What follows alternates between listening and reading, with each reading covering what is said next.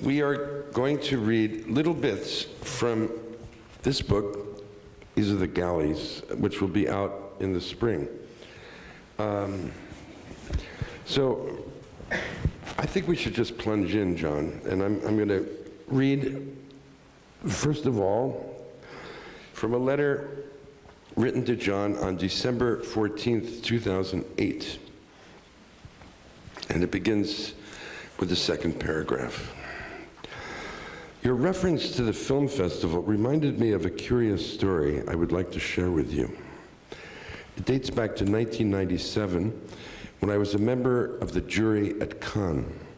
It happened to be the 50th anniversary of the festival, and the organizers decided to gather together as many prize winners from the past as possible and have them sit for a large group photograph. For some reason, jury members were asked to participate as well, which was how I wound up in that picture of more than 100 people. I'm looking at the photo now, and among the directors I recognize are Antonioni, Almodovar, Vaidya, John Borman, David Lynch, Tim Burton, Jane Campion, Altman, Wenders, Polanski, Coppola, the Coen brothers, Mike Lee, Bertolucci, and Scorsese. The actors include Gina Lollobrigida, exclamation mark, Lauren Bacall, Johnny Depp, Vittorio Gassman, Claudia Cardinale, Liv Ullmann, Charlotte Rampling, Bibi Anderson, Vanessa Redgrave, Irene Jacob, Helen Mirren, Jean Moreau, and Angelica Houston. Before we took our places for the photo, there was a cocktail reception that lasted for about an hour. I'm not sure I've ever stood in a room more charged with human electricity. It felt as if everyone there wanted to meet and talk to everyone else, that the excitement generated by such a gathering had turned these stars and legends into a mass of hyperactive school children.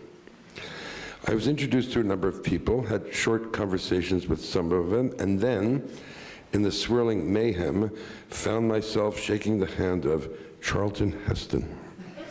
Of all the people in that room, he was the one I was least interested in talking to.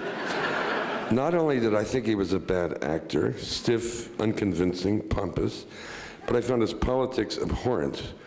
You probably know about his involvement with the National Rifle Association and his putrid right-wing pronouncements, which always seemed to get a lot of attention from the American press. But what could I do?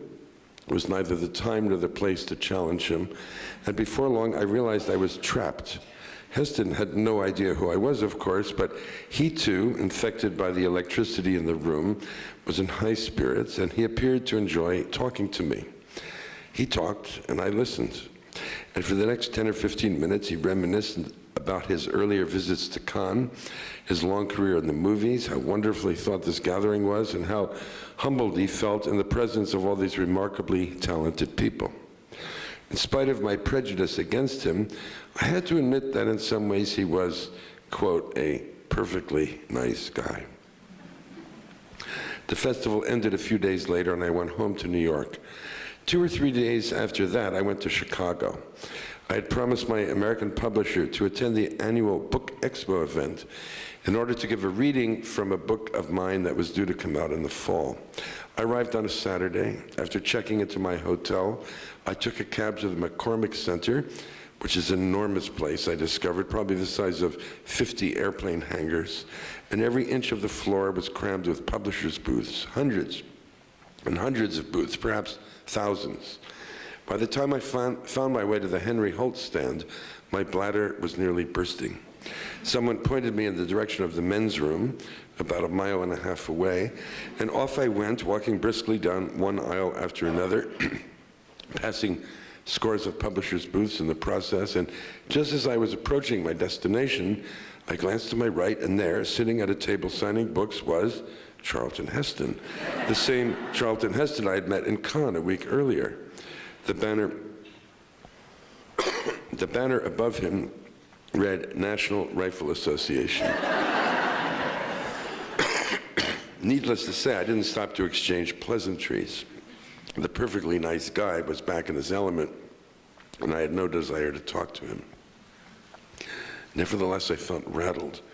What were the odds, I wondered, of meeting a man at a French film festival and then, just a few days later, running into him again at a book fair in Chicago? I did my reading and flew home the next morning, Sunday. The following day, Monday, I was scheduled to have lunch in Manhattan with the French actress Juliette Binoche, who was considering whether to accept a role in the film I was preparing, Lulu on the Bridge. That is another story and far too complicated to go into here. I arrived at her hotel a little past noon, a small, elegant, very expensive place on Madison Avenue called The Mark. I announced myself at the front desk and then ambled around the lobby as I waited for JB to come downstairs. No one else was there except for the clerk behind the desk and myself. The lobby was deserted. After a minute or so, the elevator door opened and out stepped a man, a large old man, somewhat bent over, who walked with slow, shuffling steps. He began moving in my direction, and an instant later I realized that I was looking at Charlton Heston.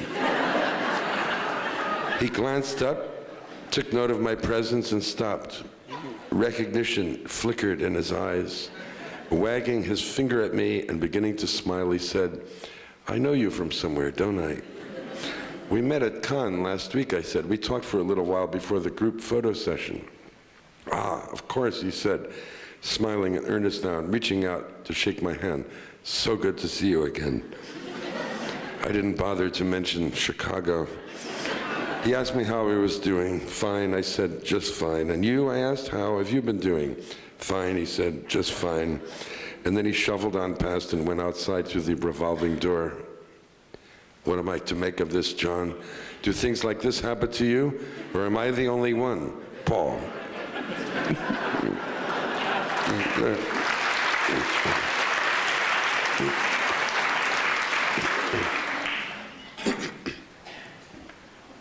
April 6, 2009. Dear Paul,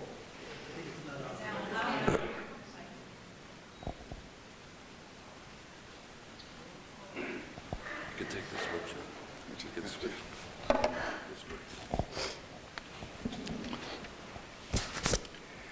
Dear Paul, before you tell me what you think of the pleasures of competition, I have a preemptive comment to make.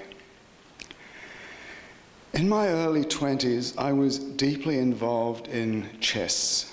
For years, I had been spending my working days writing machine code for computers, getting so deeply sucked into the process that I sometimes felt I was descending into a madness in which the brain is taken over by mechanical logic.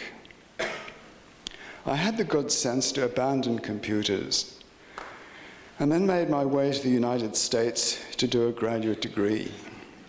On board ship crossing the Atlantic, yes, in those days, one could travel by sea if one didn't have much money. The crossing took 5 days.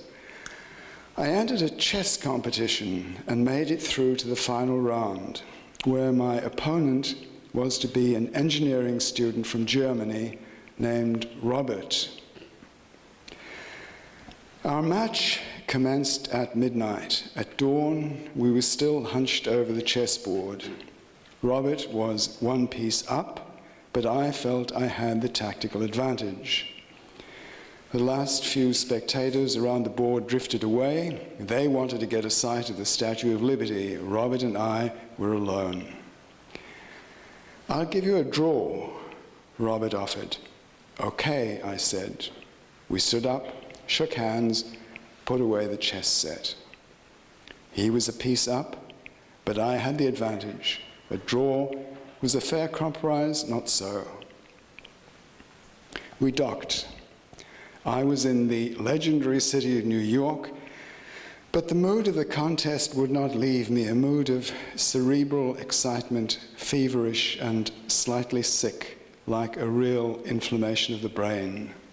I had no interest in my surroundings. Something kept humming inside me.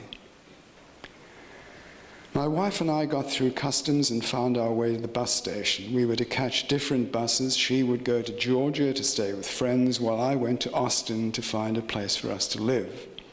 I said goodbye to her abstractedly.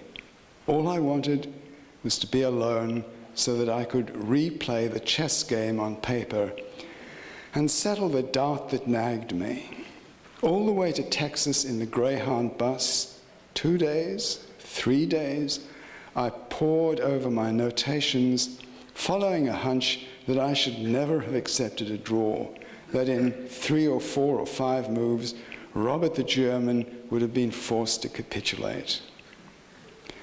I should have been drinking in my first sights of the new world. I should have been making plans for the new life that was opening up before me. But no, I was in the grip of a fever.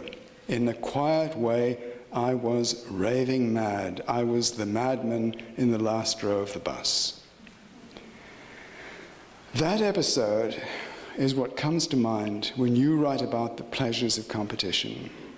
What I associate with competition is not pleasure at all, but a state of possession in which the mind is focused on a single absurd goal, to defeat some stranger in whom one has no interest, whom one has never seen before and will never see again.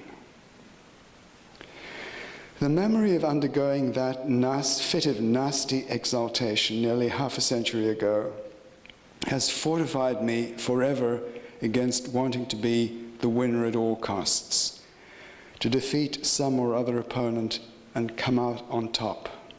I have never played chess since. I've played sports, tennis, cricket. I've done a lot of cycling, but in all of this, my aspiration has simply been to do as well as I can. Winning or losing, who cares?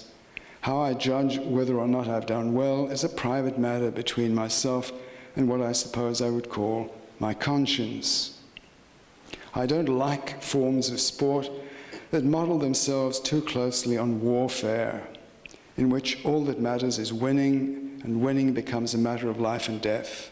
Sports that lack grace as war lacks grace. At the back of my mind is some ideal and perhaps concocted vision of Japan, in which one refrains from inflicting defeat on an opponent because there is something shameful in defeat and therefore something shameful in imposing defeat. All the best, John.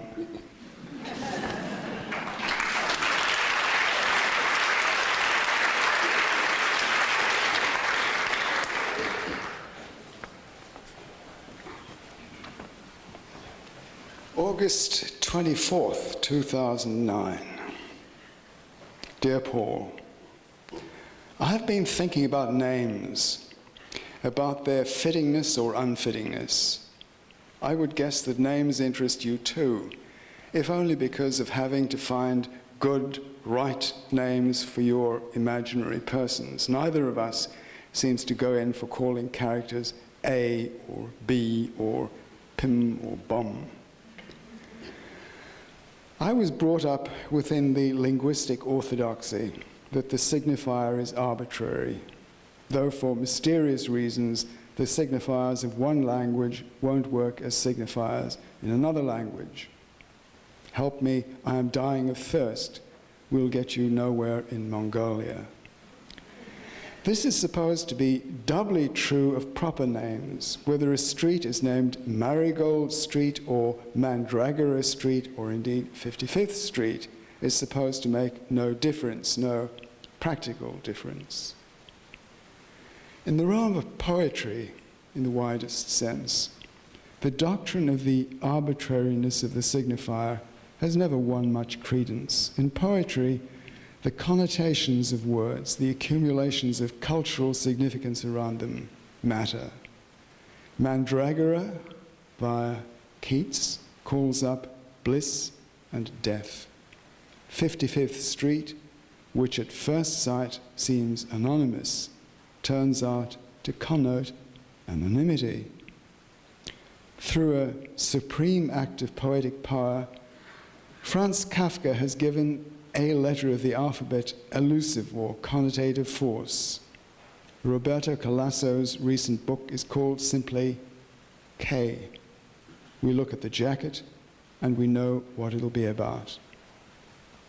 I once called a character K, Michael K, as a stroke to reclaim the letter of the alphabet that Kafka had annexed, but didn't have much success. Few of us write novels, but most of us, one way or another, end up producing offspring and are then compelled by law to give our offspring names. There are parents who accept this duty with joy and parents who accept it with misgiving. There are parents who feel free to make up a name as they choose, and parents constrained by law, by custom, by anxiety, to choose a name from a list. Parents with misgivings try to give the child a neutral name, a name without connotations, a name that will not embarrass it in later life. Thus, Enid. But there is a catch. Name too many daughters Enid, and the name Enid comes to signify the kind of child whose parents reacted with misgiving to the duty of naming a child and thus gave their girl child as anonymous a name as they could. So Enid becomes a kind of fatality awaiting the child as she grows up. Diffidence, caution, reserve. Or someone far away, someone you've never heard of, disgraces your name. You grow up in the Midwest of the United States, and everything is fine until one day someone asks you, "Are you by any chance related to Adolf Hitler?" And you have to change your name by deed poll to Hilter or Hiller or Smith. Your name is your destiny. Oedipus, swollen foot. The only trouble is, your name speaks your destiny only in the way the Delphic Sibyl does, in the form of a riddle. Only as you lie on your deathbed do you realize what it meant to be Tamerlane or John Smith or K, a Borgesian revelation. All the best, John.